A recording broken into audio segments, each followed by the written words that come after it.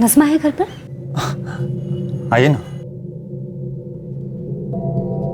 Najma!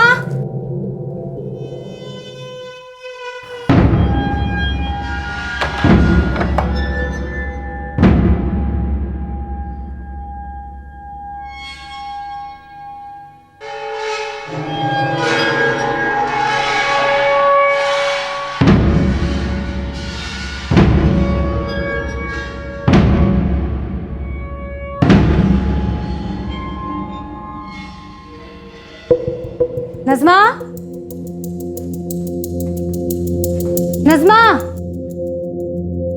Najma! Najma! Najma!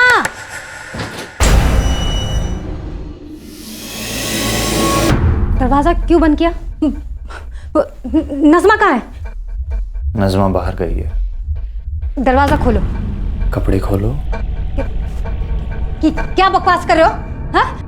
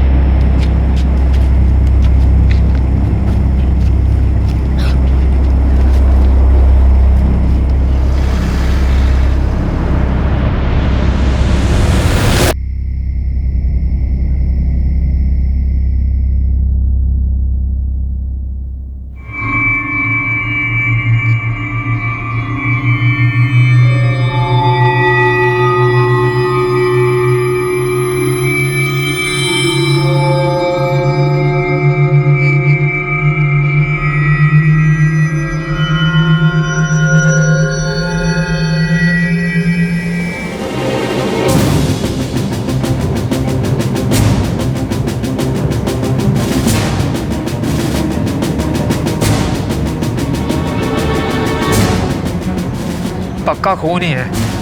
Police?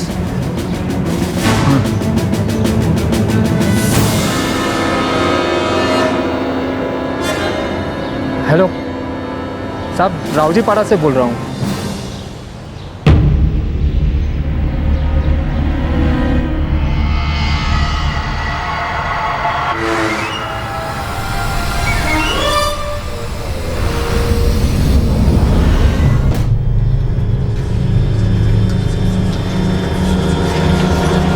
कोई पहचानता है इसे? देखा होगा कभी आसपास? देखिए ठीक तरह से। साहब ये कचरा डालने आया था, तब इसने पहले देखा, फिर मुझे बुलाया और मैंने सीधा आपको फोन लगाया। सर, बॉडी पर कोई आइडेंटिफिकेशन नहीं है। बॉडी को पोस्टमार्टम के लिए भेज दो। कोई आइडेंटिफिकेशन नहीं है यादव, ये ब्लाइंड केस है। 12 साल पहले यही पीड़ित भक्षक था और पीड़ित थी एक महिला जिसके साथ इस शख्स ने बलात्कार किया था। तो क्या यह मर्डर 12 साल पहले हुए उस हादसे से जुड़ा हुआ था? पीड़ित की बड़े निर्दयी तरीके से हत्या की गई थी और लाश को ठिकाने लगाया गया था। लाश पर कोई आइडेंटिफिकेशन नहीं था, लेकिन अहम सवाल यह था कि 12 साल पहले का रेपिस्ट और अभी का मर्डर विक्टिम, यह आदमी दरअसल था कौन?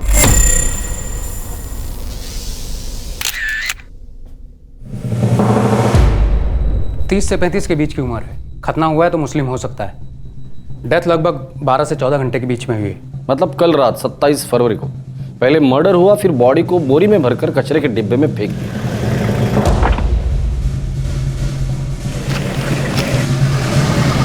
सर काफ़ी गहरे घाव हैं, repeated steps, 9 major steps, 6 minor.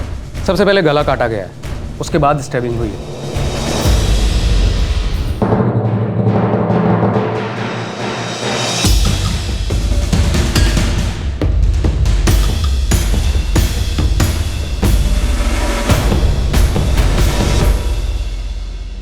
Sir victim का फोटो सारे पुलिस स्टेशन में सर्कुलेट कर दिया है।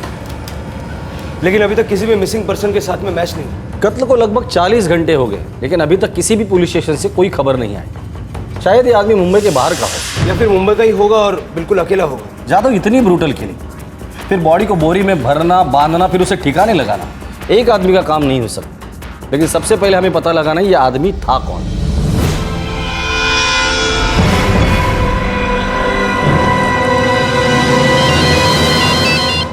बोल मुश्ताक। हाँ साहब, गारंटी बोल नहीं सकता है, लेकिन अपन इस आदमी को पहले भी कहीं से मिला है। याद कर कहाँ मिला था? जेल में साहब। ऐसी फुल फीलिंग आ रही है अपन को कि ये उधर ही था। कौन सी जेल में? अब ये याद नहीं है साहब, लेकिन अपन बोलता है आपको कि इसके रिकॉर्ड चेक कराइए, आपको पक्का इसकी हिस्ट्री उधर ही से मिलेगा। ठीक। ब्लाइंड केस के अंधेरे में सुराग की एक सिंगल किरण भी टॉर्च बन जाती है, जो तहकीकात को एक नई दिशा देती है। इन्वेस्टिगेशन का खाता इस धुंधली सी खबर के साथ खुला कि शायद पीड़ित का क्रिमिनल रिकॉर्ड था और उसने जेल की सजा काटी थी। पुलिस ने जेल रिकॉर्ड्स को खंगालना शुरू कर दिया।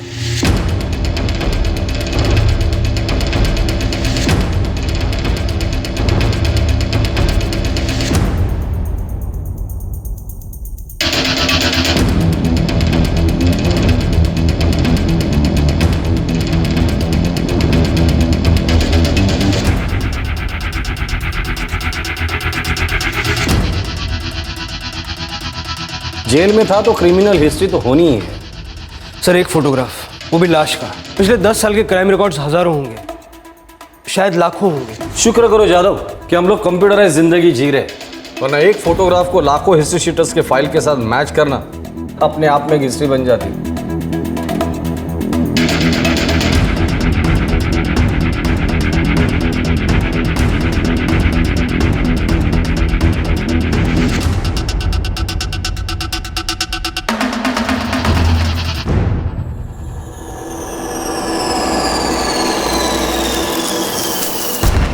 नाम नावेद बेग, 7 साल की सज़ा, 2002 से 2009 तक अजवाड़ा जेल में। जुर्म आईपीसी धारा 376 के तहत रेप का चार्ज।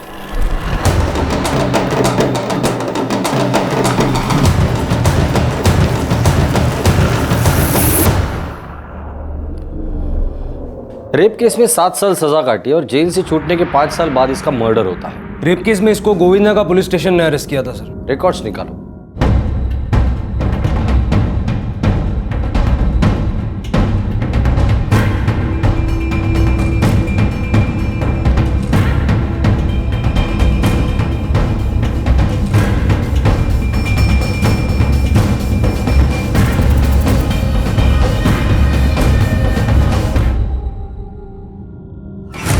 सर इस नावेद पर आरोप था कि इसने एक 20 वर्षीय महिला मीनाक्षी का बलात्कार किया था। कहीं ऐसा तो नहीं कि किसी ने 12 साल इंतजार किया हो बदला लेने के लिए? हो सकता है सर। वैसे साल 2009 में ये नावेद अजवाड़ा जेल से रिहा हुआ।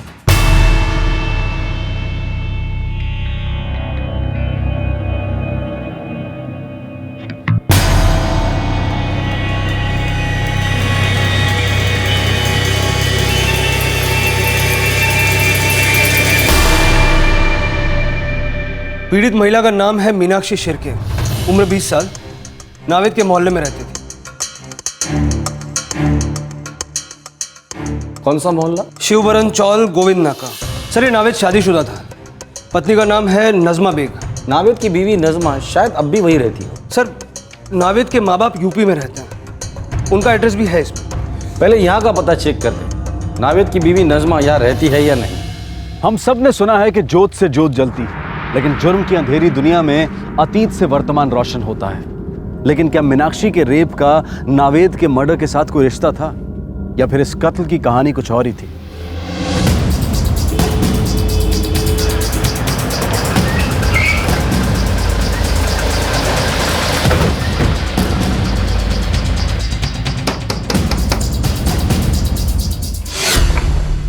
जी? नावेद बेग यहाँ रहता था अपनी बीवी नजमा के साथ। वो तो बहुत पहले रहते थे साहब, मैंने सिर्फ उनका नाम सुना है। मेरा नाम विकास गावड़े है और मैं इस खोली में लगभग 4 साल से रह रहा हूँ। ये नावेद की बीवी नजमा कहाँ रहती, कुछ पता है आपको? नहीं साहब, कुछ पता तो नहीं है। मैं तकरीबन 2009 से यहाँ पर रह रहा हूँ। उस दौरान काफ़ी कुछ सुना था। क्या सुना था उनके बारे में? यही कि नजमा की सहेली थी मीनाक्षी शिर्के, और इस नावेद बेग ने उसका रेप किया था। मीनाक्षी कहाँ रहती है, कुछ पता है आपको? नहीं सर, कुछ पता नहीं है, लेकिन सुना था कि यहीं कहीं आसपास ही रहती थी।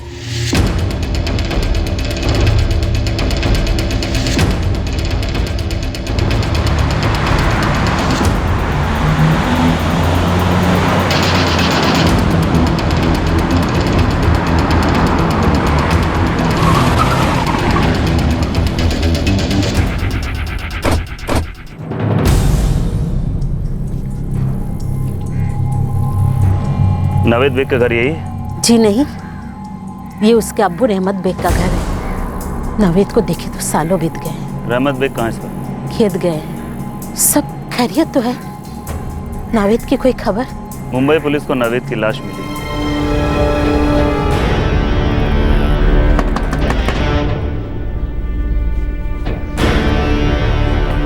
मीनाक्षी यही रहती है? हाँ, क्या बात है साहब? बुलाइए उसे, बात करनी थी। मगर क्यों साहब, क्या बात करनी है? नावेद बेग का मर्डर हो गया है। उसे तो पहले मर जाना चाहिए था। देखिए साहब, मेरी बेटी को इसमें मत घसीटिए। वो तो सब कुछ पीछे छोड़ चुकी है। बड़ी मुद्दत से अपने आप को संभाला है साहब। देखिए, हम लोग उसे परेशान करना नहीं चाहते, सिर्फ 2-4 सवाल पूछेंगे। पर सब कुछ कोर्ट में हो चुका है ना, आप कैसे सवाल? नावेद की बीवी, उसकी सहेली, वो कहाँ है? वो नज़मा, वो देखिए मैडम, ये मर्डर का मामला है। हो सकता है कि आपकी बेटी मीनाक्षी ने सब कुछ पीछे ना छोड़ा हो। कहाँ है वो? साहब, वो अपने पति और बच्चे के साथ बोरेली में रहती है। साहब, मैं फिर से कहती हूँ, उसके पुराने जख्म मत खुरीदिए। हम कोई जख्म खुरीदना नहीं चाहते, हम सिर्फ सच्चाई खुरीदना चाहते हैं।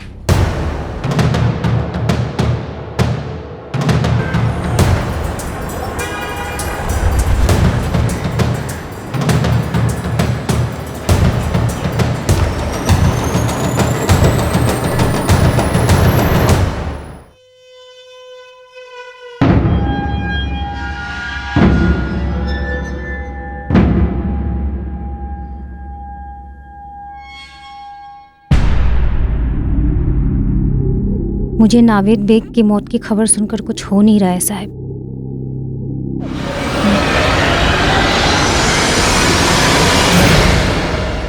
तुम और नावेद की बीवी नज़मा अच्छी सहेली थी ना? हो साहब, वो मुझसे काम भी सीखती थी।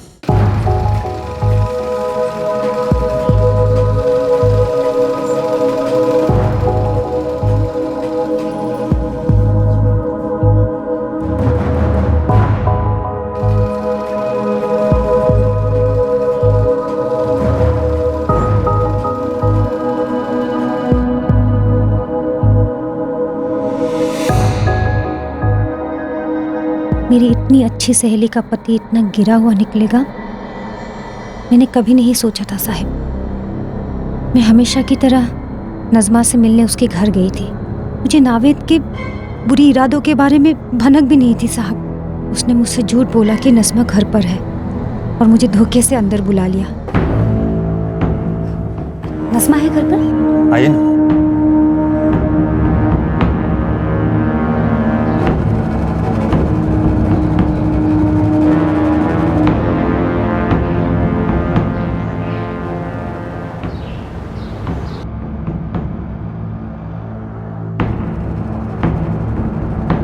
उसे लगा था कि मैं चुप रहूंगी, दब कर बैठूंगी, लेकिन मुझे बहुत गंदा लग रहा था, बहुत ही ज्यादा।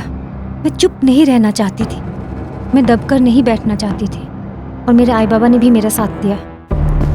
चल चल मीनाक्षी, हम सीधे पहले पुलिस स्टेशन जाएंगे और वो जिंदगी भर जेल में सड़ेगा। चल उठ। आओ आओ, हे बगा, वो पूरी जिंदगी जेल में सड़े ना सड़े, हमारी बेटी पूरी जिंदगी के लिए बदनाम हो जाएगी। ऐसा कहा है? मैं क्यों बदनाम होंगी? उसने गंदा काम किया है, वो बदनाम होगा। एक कविता, अगर हम बदनामी की वजह से चुप बैठे ना, तो वो इसे घर से खींच के ले जाएगा और दूसरी लड़कियों पे भी हाथ डालेगा। पागल कुत्ते को कोई खुला छोड़ता है भला? तू रोना बंद कर।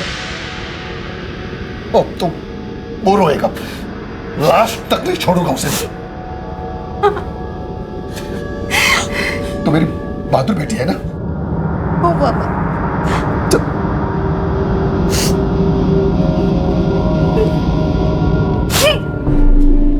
साहब, ये तो बताइए मेरे शौहर ने किया क्या है? तुम्हारे शौहर ने एक औरत का रेप किया है। नामुमकिन है, वो औरत झूठ बोल रही होगी। तो जाकर पूछो अपनी सहेली मीनाक्षी से। चला गया ला चल।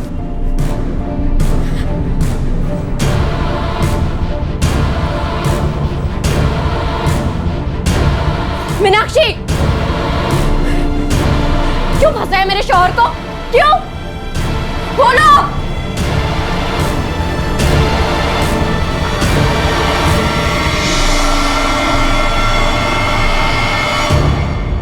नज़मा, आई बाबा की कसम, मैंने नहीं फंसाया तेरे शौहर को, बल्कि उसने मुझे फंसाया।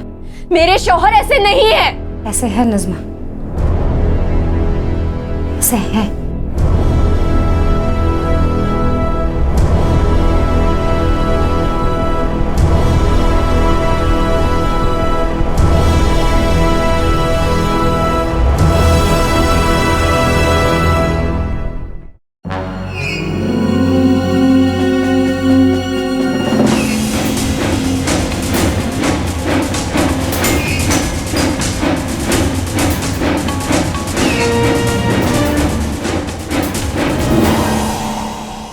तुम सच कह रहे हो ना नाविद? तुम्हारी कसम नज़मा, पता नहीं क्या दुश्मनी निकाल रही है तुम्हारी दोस्तों मीनाक्षी। बर्बाद करके रख दिया। किसने किसे बर्बाद किया? उसने मुझे, हम दोनों को नज़मा। नहीं, बर्बाद तुमने किया, उसे भी और मुझे भी। हम दोनों की जिंदगियां बर्बाद कर दी तुमने। उसके साथ जबरदस्ती की और अभी मुझसे झूठ बोल रहे हो तुम नाविद। नहीं नज़मा, मैं मानता हूं मैं थोड़ा भटक गया था, लेकिन शुरुआत उसने की। वो मौका देखकर आई घर पर जब तुम नहीं थी, और सारी बेशर्मियां उसी ने शुरू की मेरे साथ। मीनाक्षी की डॉक्टरी जांच हुई है, पुलिस ने मुझे सारे कागज दिखाए हैं। तुमने उसके साथ जबरदस्ती की है, खराब कर दिया तुमने उसे।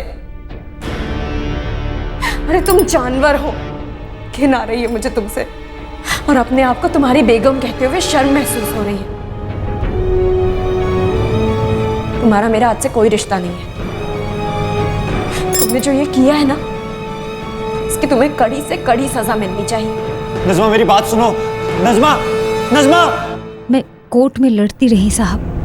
मैं नावेद को कड़ी से कड़ी सजा दिलवाना चाहती थी, जो तुमने उसे 12 साल बाद दिलवाई, सजाए मौत। जब मेरे साथ रेप हुआ था ना साहब, ना ही मैंने मेरे आई बाबा से छुपाया, ना मोहल्ले वालों से, ना ही किसी और से। मैं लड़ती रही। मैं चाहती थी कि नावेद को सजा हो, और उसे सजा मिली। जब मेरी शादी हुई तब मैंने मेरे पति को भी सब कुछ बता दिया, और अगर मैं नावेद को मरवाती तो वो भी राज नहीं रहता साहिब। भगवान की दया से मुझे एक अच्छी जिंदगी मिली है, मैं उसे बर्बाद क्यों करूंगी साहिब? पर किसी और की जिंदगी भी बर्बाद हुई थी। नज़मा कहाँ है वो? वो भी सब कुछ भुलाकर आगे बढ़ चुकी है। तू मुझसे भी गुस्सा है मीनाक्षी? अगर ना बोलूंगी तो झूठ होगा, लेकिन अब नहीं हो। इसमें तेरी कोई गलती नहीं है। मेरी गलती यह है कि मैं नावेद को कभी ठीक से पहचान ही नहीं पाई। बस प्यार हुआ और शादी कर ली। कभी सोचा ही नहीं था कि वो ऐसा निकलेगा। अब आगे का क्या सोचा है? नाविद तो 7 साल के लिए अंदर हो गया, और मेरी जिंदगी से हमेशा के लिए बाहर हो गया। मामू ने कहा है कि मेरा तलाक करवा देंगे, और फिर मैं भी दूसरी शादी कर लूंगी, पर इस बार सोच समझ कर। वो कहते हैं ना कि छाछ भी फूक फूक कर पीनी पड़ेगी। मुझे भी। मैं नज़मा की दूसरी शादी में गई थी साहब। उसका भी एक प्यारा सा बच्चा है। सब कुछ ठीक ठाक चल रहा है साहब उसका। उसे इसमें मत घसीटो साहब, माफ कर दो उसे। मीनाक्षी जी, माफ करना और सजा देना ये कानून का डिपार्टमेंट है। हम तो बस सच के सिपाही है, और सच ढूंढने के लिए अगर गड़े मुर्दे उखाड़ने पड़ते हैं तो हम वो भी करते हैं। देखिए, मामला मर्डर का है, तो नज़मा का एड्रेस और नंबर।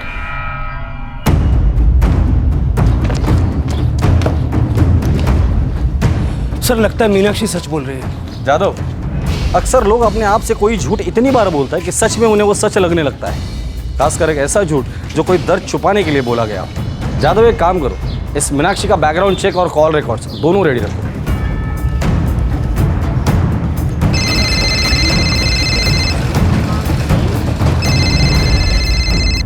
हेलो,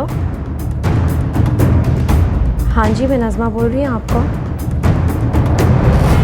रेप के लिए 7 साल की सजा काटने के 5 साल बाद नावेद बेग की भयंकर तरीके से हत्या हुई थी। इन 12 सालों में काफी कुछ बदल गया था, जिसके बारे में पुलिस पता लगा चुकी थी, जैसे कि नजमा और मीनाक्षी की जिंदगी। लेकिन इन 12 सालों में नावेद के साथ क्या हुआ था, इसकी किसी को कोई खबर नहीं थी, यहां तक कि उसके माता पिता को भी नहीं, जिनकी जिंदगी में उनका बेटा नावेद 12 साल बाद दाखिल हुआ था, तब जब बहुत देर हो चुकी थी।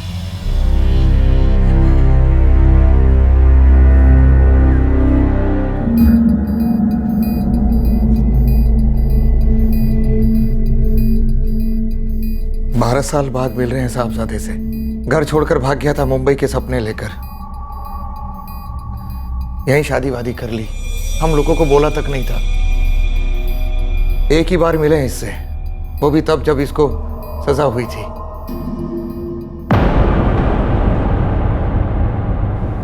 गलती हो गई अब्बू। इसे गलती नहीं कहते नावेद, गुनाह हुआ है, गुनाह। गलती और गुनाह में फर्क समझ। इसके लिए घर छोड़कर मुंबई भागे थे, अम्मी अब्बू का नाम डुबाने। सजा हुई है ना अम्मी, हमें सजा काट कर एक नई शुरुआत करेंगे। सजा तू अकेला काटेगा और नई शुरुआत भी तू अकेला ही करेगा। सुना है तेरी बीवी भी तुझे छोड़ के चली गई है।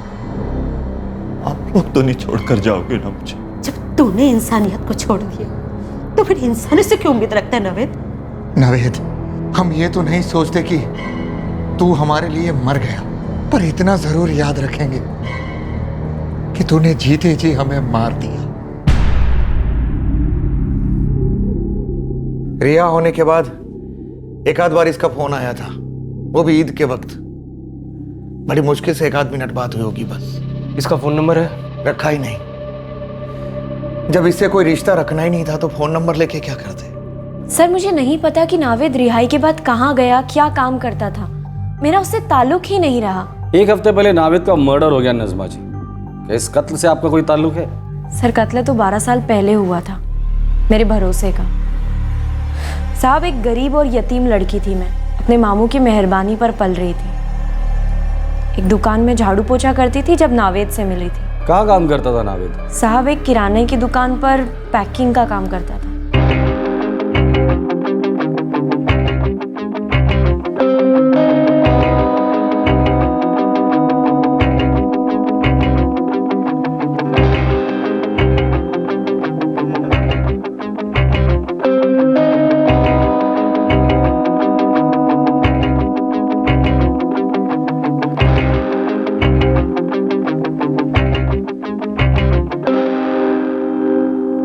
साहब, मुझे एक बहुत ही सीधी सी जिंदगी चाहिए थी। आदमी प्यार करे, छोटा सा घर हो, बच्चे हों, मुझे ये सब कुछ मिला। लेकिन नावेद को छोड़ने के बाद, नावेद मेरे लिए सिर्फ एक बुरा सपना है, और उसका नाम याद करके भी मुझे सिर्फ शर्मिंदगी महसूस होती है। और अब उसका नाम मिट चुका है। सर, उसका नाम मैंने नहीं मिटाया है। मीनाक्षी भी अपनी जिंदगी में आगे बढ़ गई और फिर मैंने भी पीछे कभी पलट कर नहीं देखा।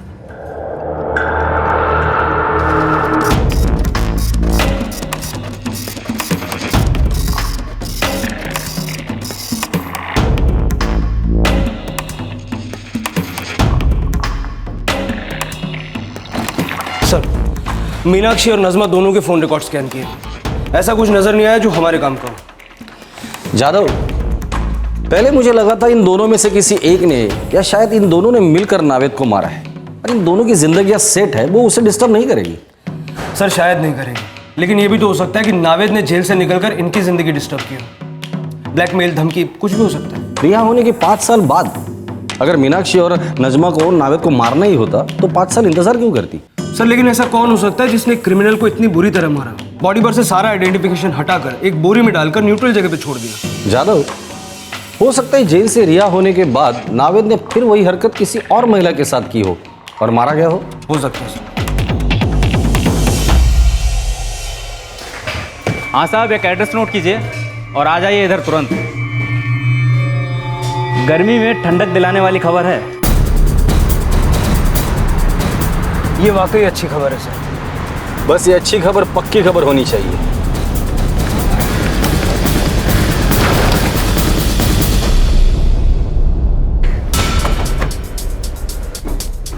साहब, ये इस यूनिट के सुपरवाइजर हैं, नाम है सागर भाई। नमस्ते साहब। ये नावेद बेग यहाँ कब से काम करता है? 1 साल से करता है साहब, लेकिन पिछले 1 हफ्ते से बिल्कुल गुल है साहब। फ़ोन भी ऑफ है। वो सुमित भी बड़ा परेशान है उसको लेकर। सुमित कौन? सुमित काल से साहब, यहीं पे काम करता है। आज नाइट शिफ्ट है उसका। ये नावेद का दोस्त है? साहब, नावेद को उसी ने काम पे लगाया था। नावेद उसी की बस्ती में रहता है। बस्ती का एड्रेस और दोनों के नंबर चाहिए मुझे। एड्रेस बोले तो साहब वो कखीरा नगर की चाली है ना, वहीं पे दोनों रहते हैं। और नंबर देता हूँ। वैसे साहब, माजरा क्या है? ये नंबर दो ना सागर भाई। माजरा क्या है बताता है ना अपन बाद में, तबीयत से। नाइक, नंबर ले गया 444787658। नावेद बेग का नंबर है, रिकॉर्ड्स मंगवाओ।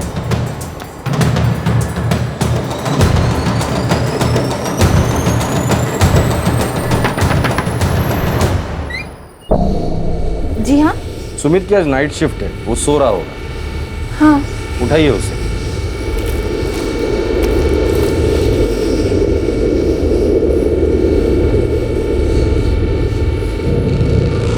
तुम्हारा दोस्त नावेद कहाँ है? वो तो हफ्ते भर से गायब है साहब। मैं खुद पुलिस के पास आने वाला था। और अब खुद पुलिस तुम्हारे पास चल कर आई। पता है क्यों? नहीं। 1 हफ्ते पहले हमें तुम्हारे दोस्त नावेद की लाश मिली। क्या?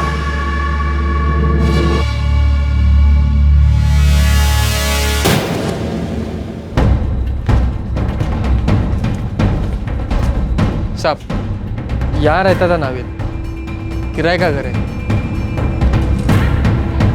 चाबी है तेरे पास? मेरे पास कैसे होगी चाबी साहब? तो नावेद के पास होगी, नहीं तो मकान मालिक के पास।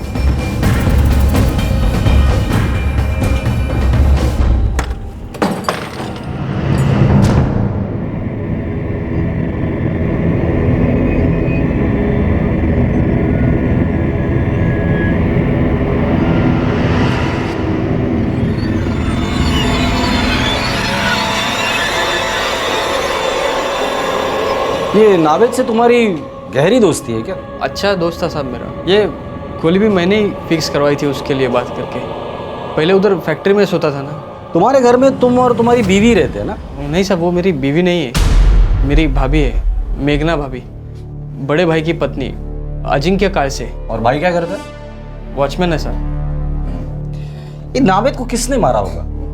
कुछ पता नहीं साहब, मेरा तो सुन के ही दिमाग सुन हो गया है। ये उंगली को क्या हो गया? कुछ नहीं साहब, वो फैक्ट्री में लग गया। ये नावेद को कब से जानते हो और कैसे जानते हो? पिछले 1 साल से जानता हूँ साहब। वो दारू के अड्डे पे दोस्ती हुई थी, उसको काम चाहिए था और मैंने हमारे साहब से बात करवा के उसको काम पे लगाया। अच्छा, उसने तुम्हें कभी बताया था कि पहले वो क्या करता था, कहाँ से आया था? नहीं साहब, वो पहले का कुछ बात नहीं करता था। हाँ, एक बार उसने बोला था कि शादी हुई थी करके और बीवी छोड़ के भाग गई। ठीक है, जरूरत पड़ी तो दोबारा फोन करूंगा। साहब, मेरा नंबर है ना। सुमित, हमारी नजर है तुझ पर, और नंबर क्या चीज है? उंगली संभाल।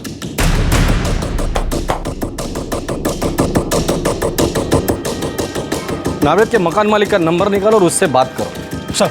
और ये सुमित, उसके हर एक मोमेंट को ट्रैक करना, उसका इतिहास भूगोल खोद कर निकालना। ये लड़का कुछ तो छुपा रहा है। उसकी उंगली फैक्ट्री में काम करते वक्त नहीं कटी। सबसे पहले गला काटा गया है, उसके बाद स्टैबिंग हुई।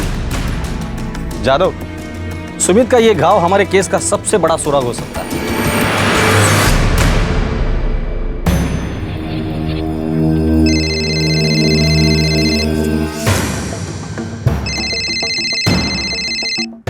हाँ बोल सुमित। दादा, वो पुलिस वाले आए थे नावेद के बारे में पूछने। क्या बोला तूने? मैंने उनको उसका घर दिखा दिया। ठीक है, मैं संभाल लूंगा, तू फिक्र मत कर। रखता हूँ। दादा। हाँ क्या? वो लोग उंगली पर पट्टी के बारे में पूछ रहे थे। तो क्या बोला तूने? मैंने उनको बता दिया, काम करते लग गया। ठीक है, मैं देखता हूँ, करता हूँ कुछ।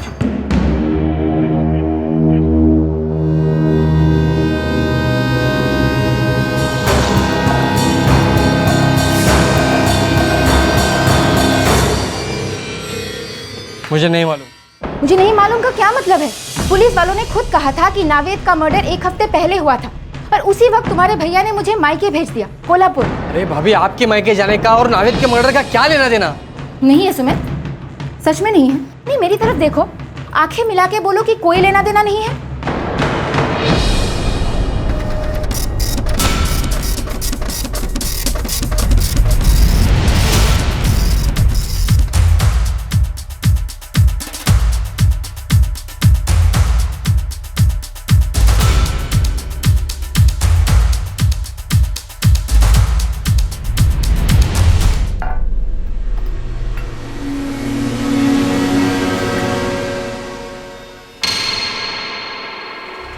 मेघना, तू खाना खा के सो जा, हम लोग बाहर खाने वाले। लेकिन तुम लोग जा कहाँ रहे हो और हो क्या रहा है, मुझे बता क्यों नहीं रहे हो? सब बताऊंगा, लेकिन अभी नहीं। और सुन, वो एकदम से बंद रखना। कोई भी कुछ भी पूछे, तुझे सिर्फ इतना ही कहना है कि मुझे मालूम नहीं, समझी?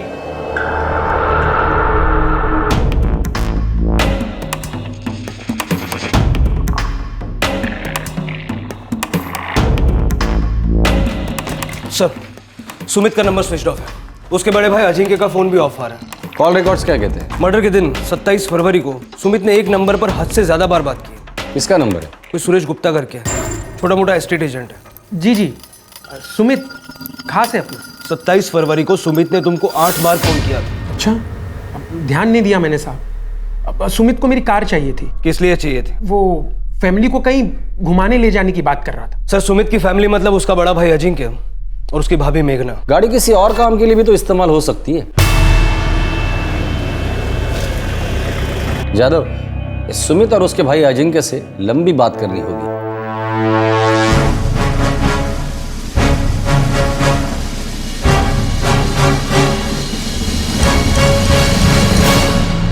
कुछ बोले ही नहीं कब लौटेंगे, बड़े हड़बड़ी में निकल गए, कुछ भी नहीं बोला। उन दोनों के फोन भी स्विच ऑफ है। कहाँ गए ये दोनों? नहीं मालूम साहब। क्या नावेद बेग के मर्डर में तुम्हारा पति और देवर शामिल है? नहीं साहब, वो लोग खूनी नहीं है। सुरेश गुप्ता को जानती हो? हाँ साहब, नाम सुना है। शायद इन दोनों के दोस्त है, लेकिन मैं मिली नहीं हूँ इनसे कभी। 27 फरवरी के रात को तुम्हारे देवर ने उससे गाड़ी मांगी थी, ये कहकर कि तुम तीनों घूमने जा रहे हो। 27 फरवरी की रात को? नहीं साहब, उस रात तो हम कहीं घूमने नहीं गए थे। 27 की सुबह सुबह उन्होंने मुझे कोल्हापुर के लिए रवाना किया था। पूरे 1 हफ्ते बाद परसों ही मैं मायके से लौटी हूँ। सुरेश गुप्ता से कहना कि अपनी गाड़ी लेकर पुलिस स्टेशन आ जाए, तलाशी लो गाड़ी की। पता चल जाएगा ये सुमित और उसका भाई अजिंक्य कौन सी फैमिली को कहाँ घुमाने लेकर गए थे। सर,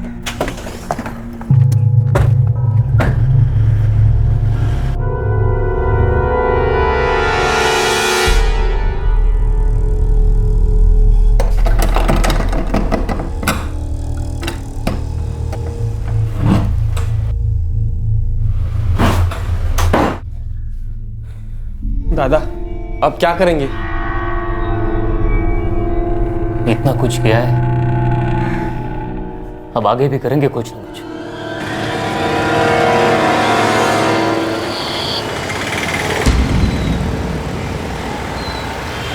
कितने दिन बाद मीनाक्षी? हाँ रे,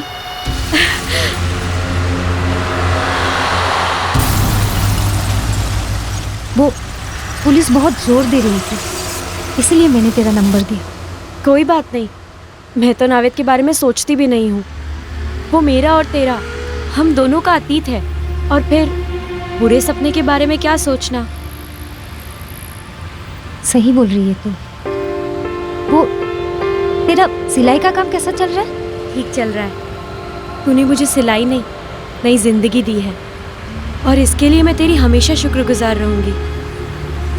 मेरा काम अच्छा ही चल रहा है। चल अच्छा है, मेरा भी अच्छा ही चल रहा है।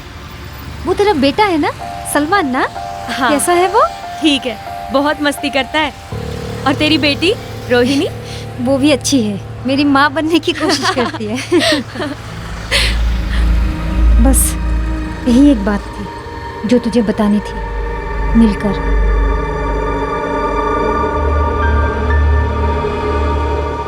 ठीक है, फिर मैं चलती हूँ। अपना ख्याल रखना। तू भी।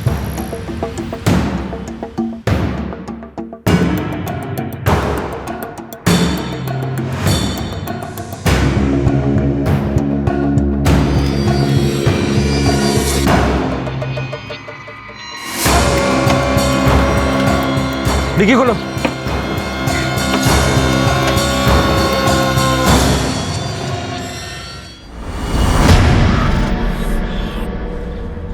सर, खून के निशान हैं।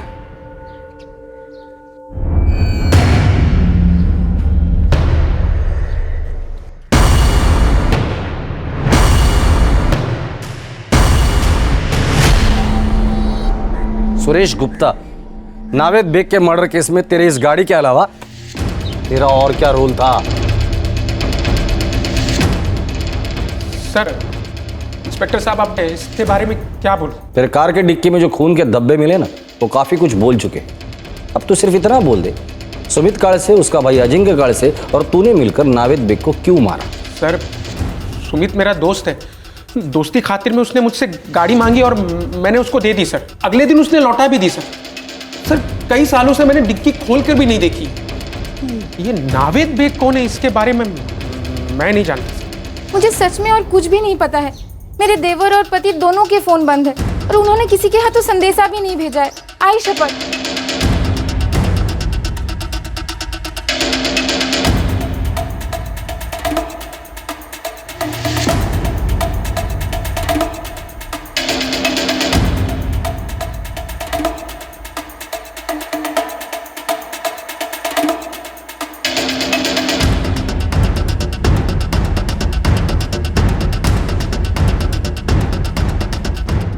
सर, मैंने मीनाक्षी, नज़मा, सुमित और अजिंक्य के बीच फोन पर कनेक्शन ट्रेस करने की कोशिश की, लेकिन कोई कनेक्शन बन नहीं रहा सर। एटलीस्ट फोन पर तो नहीं। जादव, क्रिमिनल दिमाग जितना मर्डर के बारे में सोचता है ना, उतना ही उससे बच के निकलने के बारे में सोचता है। और चार चार अपराधियों के दिमाग अगर साथ मिल जाए तो 4 गुना चौकन्ना प्लान होगा कि कोई भी कनेक्शन ना मिले जो उन्हें आपस में जोड़ता हो। मैं किसी सुमित कालसे या अजिंक्य कालसे को नहीं जानती साहब। नज़मा जानती है? मुझे कैसे पता होगा साहिब? मुझे बस इतना ही पता है कि आप अपना और मेरा टाइम खराब कर रहे हो। साहब, आप मेरा वक्त बर्बाद कर रहे हैं। मेरा काम रुका हुआ है, अपने बच्चे को भी पड़ोस में रख कर आ रही हूँ। मैं इस सब के बारे में कुछ नहीं जानती हूँ। आप वही सवाल बार बार कर रहे हैं। ठीक है, इस बार नया सवाल पूछता हूँ। सुमित कालसे और अजिंक्य कालसे को कैसे जानती हो? अब ये लोग कौन है? सर, सुमित और अजिंक्य के घर पर हमने नॉनस्टॉप नजर रखी हुई है। अब तक दोनों लौटे नहीं हैं। जा जाकर कहाँ गए होंगे ये दोनों? सर, अजिंक्य की पत्नी मेघना, उसका मायका कोल्हापुर में है। हमने कोल्हापुर पुलिस को भी अलर्ट किया है। मुंबई में कोई दोस्त या रिश्तेदार? पता किया सर, इनका आगे पीछे कोई नहीं है। फिर भी मुंबई शहर में लुकआउट नोटिस डाला है। जितने भी खबरें हैं सारे काम पर है। पता नहीं कहाँ भाग गए दोनों। और पता नहीं कब तक भागेंगे ये दोनों। ये दोनों करोड़पति भी नहीं है, लखपति भी नहीं है। खाने पीने के लाले पड़ जाएंगे। आखिरकार जब सुमित और अजिंक्य को पुलिस पकड़ पाई, तब इस केस की सारी गुत्थियां, सारा गणित स्पष्ट हो गया। हाँ साहब, इधर कांदिवली वेस्ट में एक लॉज है। आपके दोनों कबूतर पिछले 3 दिनों से यहीं पर गुटरगू कर रहे हैं। नजर मत हटाना, हम पहुंच गए। मिल गए सर। अब हमारे सारे सवालों के जवाब भी मिल जाएंगे। चलो।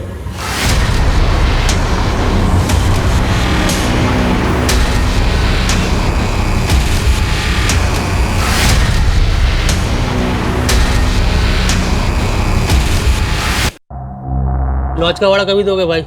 हाँ हाँ, दे देंगे भाई, आज ही दे देंगे। दे देना आज। हाँ। तो रूम का भाड़ा मांग रहे हैं। तेरे पास कुछ भी नहीं है क्या? दादा, अगर मेरे पास होते तो अच्छा नाश्ता नहीं किया होता। दादा, मैं कहता हूँ खिड़की से उतरकर भाग चलते। पुलिस पागलों की तरह ढूंढ रही है हमें।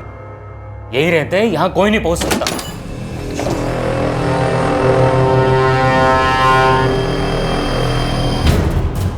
टेढ़ी उंगली से घी निकाला तूने, है ना सुमित कालसे?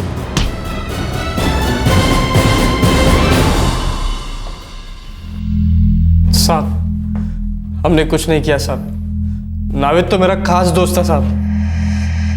जादव, एक बात समझ में नहीं आई, हर क्रिमिनल अपने गाने की शुरुआत इसी बेसुरे आलाप से क्यों करता है कि मैंने कुछ नहीं किया। फिर ऑर्केस्ट्रा कंडक्टर की तरह हमें हाथ में लकड़ी लेनी पड़ती है और फिर हम करते हैं सही ट्यूनिंग ऐसे।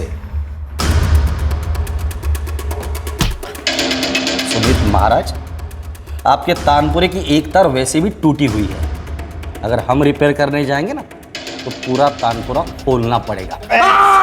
साहब रुकिए, नावेद को हमने ही मारा। ये हुई ना बात। चलो गाओ, शुरू करो जुगलबंदी, लेकिन याद रखना एक भी सुर गलत लगा ना तो सही ट्यूनिंग हम करेंगे। गाओ। हम लोगों से वर्तमान में मिलते हैं, वर्तमान में दोस्तियां बनती हैं और वर्तमान में किए गए उनके बर्ताव के आधार पर हम लोगों के बारे में अपनी राय बनाते हैं। और फिर अचानक अतीत का साया अपना फन उठाता है। उस शख्स को हम एक अलग सूरत में देखते हैं और ये सूरत हमारे अंदर एक डर को आग देती है। एक सवाल चील की तरह मंडराने लगता है कि क्या ये शख्स अपने अतीत की हरकत को दोहराएगा?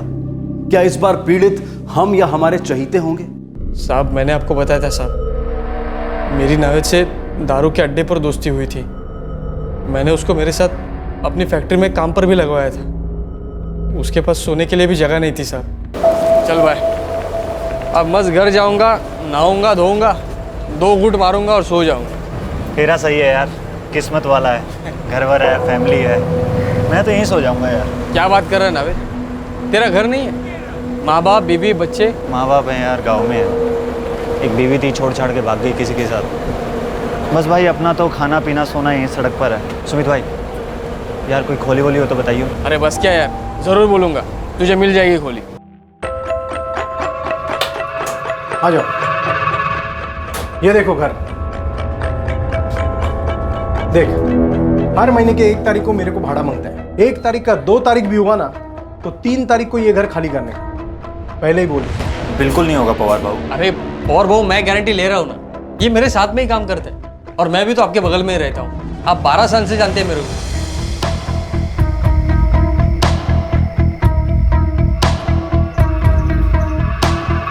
क्या बात है मेघना भाभी जी, आपके हाथों में तो जादू है। सालों में ऐसा खाना नहीं खाया।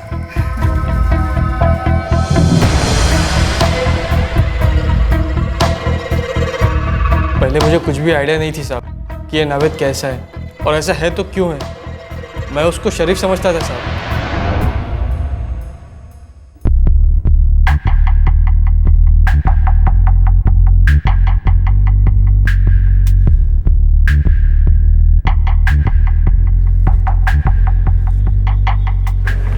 ऐसे क्या घूर रहा है बे? मस्त है ना? अबे वो अपने दलपत की बीवी है वो। तो क्या हुआ, मेरे लिए तो औरत है बस। तो इसका मतलब ऐसे ही घूरते रहेगा?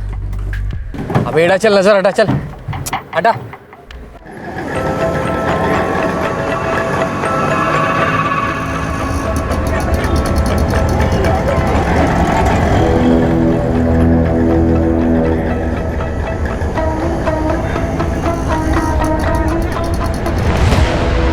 बस बस बस बस। ओए, वो छमिया कौन थी? बड़ा हाथ हिला रही तेरी तरफ। छमिया? ये नावेद तो अपने बांदोड़कर काका की बेटी है। बच्ची थी तब से जानता हूँ मैं उसको। लेकिन अब तो बच्ची नहीं है किसी भी एंगल से। ये नावेद, अपनी नज़र पर लगाम दे, समझा? अपने दिमाग को पागल घोड़े की तरह दौड़ा मत, नहीं तो गिरकर टांग टूट जाएगी तेरी। और लंगड़े घोड़े को ना अक्सर ठोक देते। मेरे भाई ऐसे ही देख रहा था, सच बोल रहा हूँ। वो भी कहाँ घोड़े दौड़ाने लगा और घोड़े चढ़ाने भी लगा मुझ पर।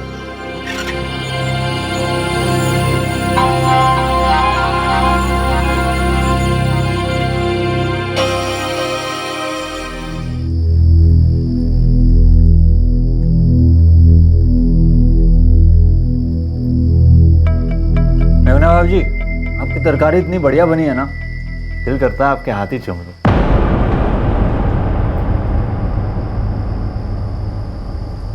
अब सुमित का दोस्त था, कभी कुछ अजीब सा बोलता था, हम लोग उतना दिल पर नहीं लेते थे। लेकिन बाद में वो थोड़ा ज़्यादा करने लग गया साहब। सुमित, क्या नावेद बेग ने तुम्हारी भाभी मेघना के साथ कुछ करने की कोशिश की थी?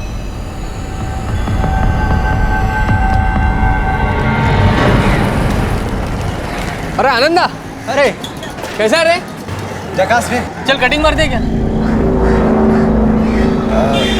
नहीं, मेरे को कोई काम है, मैं मिलता हूँ तेरे से।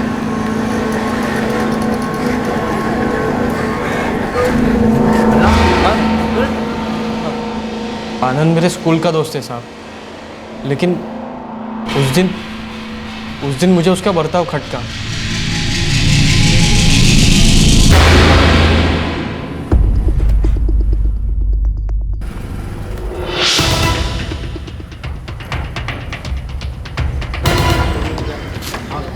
काकू पहचाना क्या? सुमित ना तू? हो काकू, आनंद आहे क्या? हो आहे ना। आनंदा, अरे लफड़ा क्या है? लफड़ा तेरे पीछे बैठा था, नावेद बेग था ना वो। हाँ, लेकिन तू कैसे जानता है नावेद को? मैं पूरी चौल जानती थी रे उसको। 12 साल पर उसने एक कांड किया इधर। कांड? कैसा कांड? एक लड़की का रेप किया वो। क्या बक रहा है तू? और नहीं तो क्या, मेरे को एकदम क्लियर याद है। वो लड़की यहीं रहती थी, मीनाक्षी, वो भी यहीं कहीं रहता था। नावेद की बीवी उसकी फ्रेंड थी। रेप के बाद पूरी चौल इसके पीछे खड़ी थी। 7 साल की सजा हुई उसको, उसकी बीवी ने भी उसे छोड़ दिया। एक नंबर का हलकट आदमी है साला। आनंद के खुलासे ने सुमित को पूरी और बुरी तरह से झकझोर कर रख दिया था। उस पल से सुमित नावेद की हर हरकत को शक की नजर से देखने लगा था। नावेद के साथ बिताया हुआ हर लम्हा उसे घिनौना लगने लगा था। अब सुमित के जहन में एक डर का बीज उगने लगा और बड़ी तेजी से इस बीज की जड़ें मजबूत होने लगी। सुमित अब नावेद के डर के साए में रहने लगा कि कहीं नावेद फिर से अपना पुराना जुर्म ना दोहरा दे। दादा, मुझे इसकी हिस्ट्री मालूम होती तो इसके साथ दोस्ती क्या दुश्मनी भी नहीं करता। देख, मैं तुझे कहने ही वाला था कि मुझे इस नावेद की नजर और जुबान दोनों गड़बड़ लगती है। अब तो सवाल ही पैदा नहीं होता कुछ कहने सुनने का।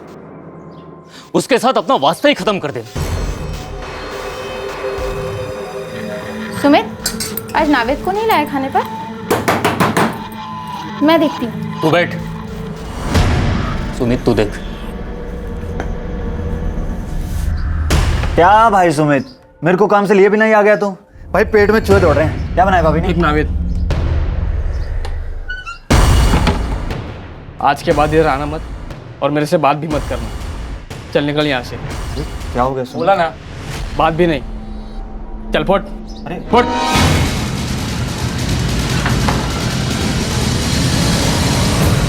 फिर से पूछ रहा हूं सुमित, क्या नावेद बेग ने तुम्हारी भाभी मेघना के साथ कुछ गलत किया था?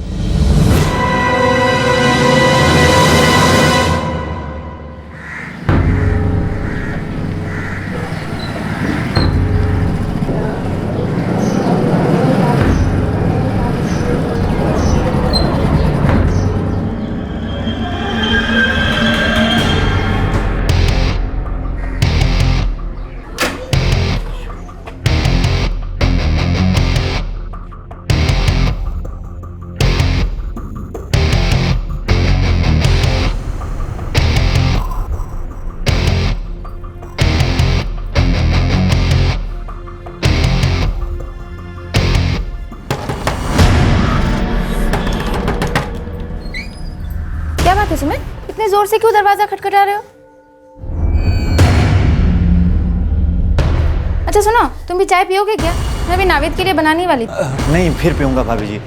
अभी निकलता हूँ। क्यों, क्या हुआ? मैं अभी बना दूंगी, 2 मिनट नहीं, लगेंगे। चलता हूँ मेघना। भाभी जी,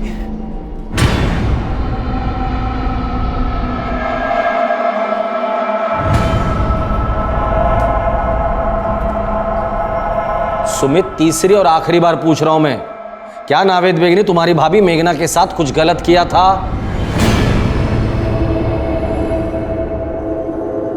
दादा, आज आप भाभी से बात करोगे? फोड़ा जितनी जल्दी फोड़ो उतनी तकलीफ कम।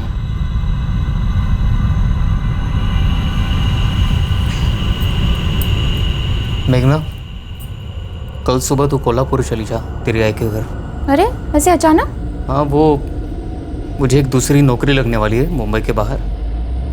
सुमित और मैं जाकर देखाने वाले हैं, 2 दिन लगेंगे। हाँ तो आप दोनों चले जाइए ना, वैसे भी 2 दिन के लिए क्या मायके जाना, वो भी इतनी दूर कोल्हापुर। अरे हमारे 2 दिन 4 हो सकते हैं, 4 के 8 भी हो सकते हैं ना। तू सुबह बैग भर और पहली बस पकड़ ले। वैसे बताइए तो सही कि आप लोग जा कहाँ रहे हैं और ये कौन सा नया काम है? अरे मायके जाने का बोला तो जाने का, बस। सुमित तुझे छोड़ देगा बस स्टॉप पे।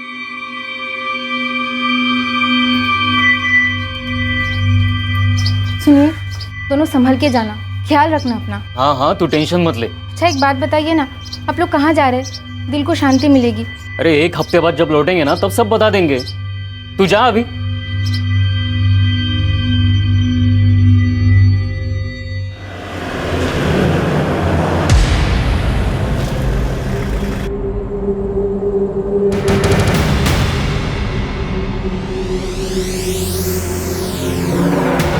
हेलो दादा, मैं गाड़ी लेके आ गया हूँ। बस 2 मिनट में पहुंच रहा हूँ।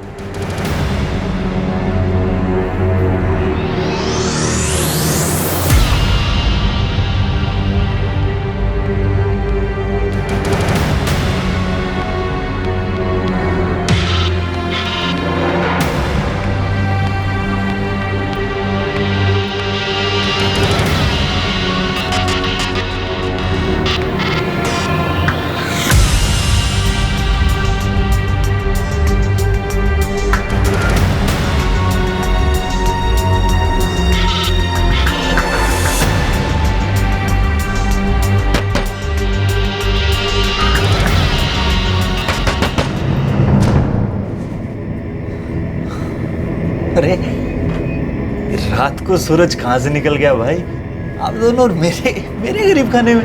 आ जाओ भाई साहब, अंदर आ जाओ। आओ हुजूर, आओ, आ जाओ।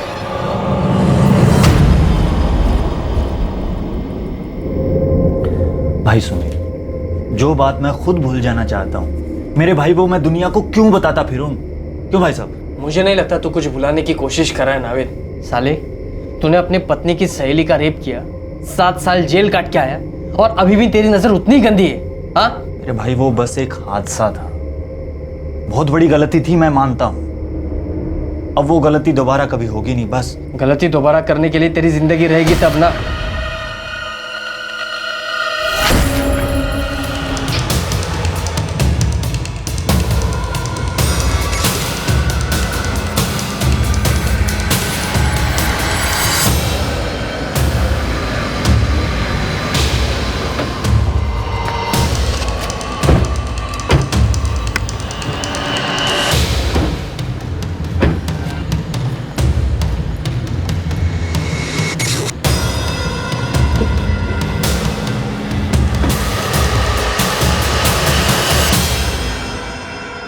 तुमने एक आदमी को इतनी बेरहमी से मार डाला क्योंकि तुम्हें डर था कि वो तुम्हारी भाभी, तुम्हारी बीवी के साथ कुछ करेगा?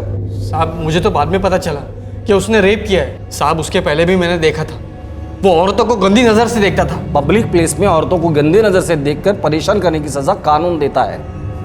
तुमने तो उसे सजाए मौत ही दे दी।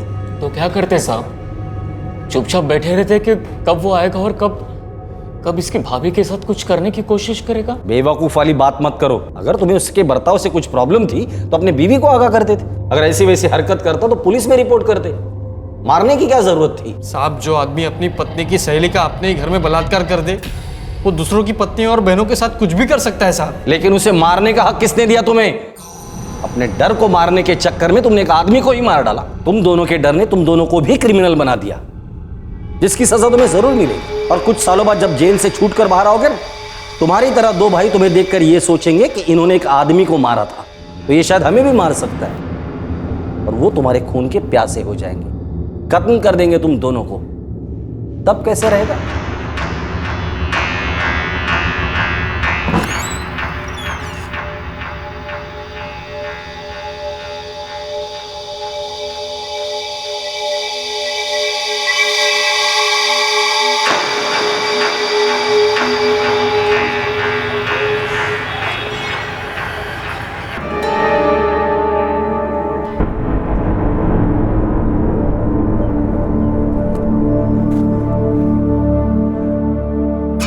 बड़ा कदम सिर्फ मेरे लिए उठाया। बोल दिया होता कि वो आदमी गलत है तो मैं उससे दूर ही रहती। भाभी, अब गलती तो हो गई, लेकिन सर पर इतना डर चढ़ गया था कि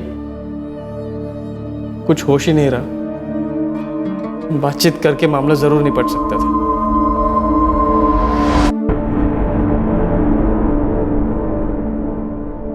दोनों भाइयों सुमित कालसे और अजिंक्य कालसे को आईपीसी की धारा 302 के तहत हत्या के लिए, धारा 120 बी के तहत क्रिमिनल कॉन्स्पिरेसी के लिए और धारा 201 के तहत डिसअपेरेंस ऑफ एविडेंस के लिए बुक किया गया है। फिलहाल दोनों को जुडिशियल कस्टडी में भेजा गया है। यह सोचकर किसी व्यक्ति की जान लेना कि वो एक बार जुर्म कर चुका है तो वो आगे और भी जुर्म कर सकता है, यह अपने आप में एक विकृत सोच है। जुर्म का जवाब जुर्म कभी नहीं हो सकता। कानून में सिर्फ आत्मरक्षा के दौरान हुई हत्या के लिए माफ किए जाने का प्रावधान है। आपसे फिर मुलाकात होगी क्राइम पेट्रोल सतर्क में। तब तक अपना ख्याल रखें, सुरक्षित रहें और याद रखें, आवेश में आकर कोई कदम उठाने से समस्या और उलझती है, उसका समाधान नहीं मिलता।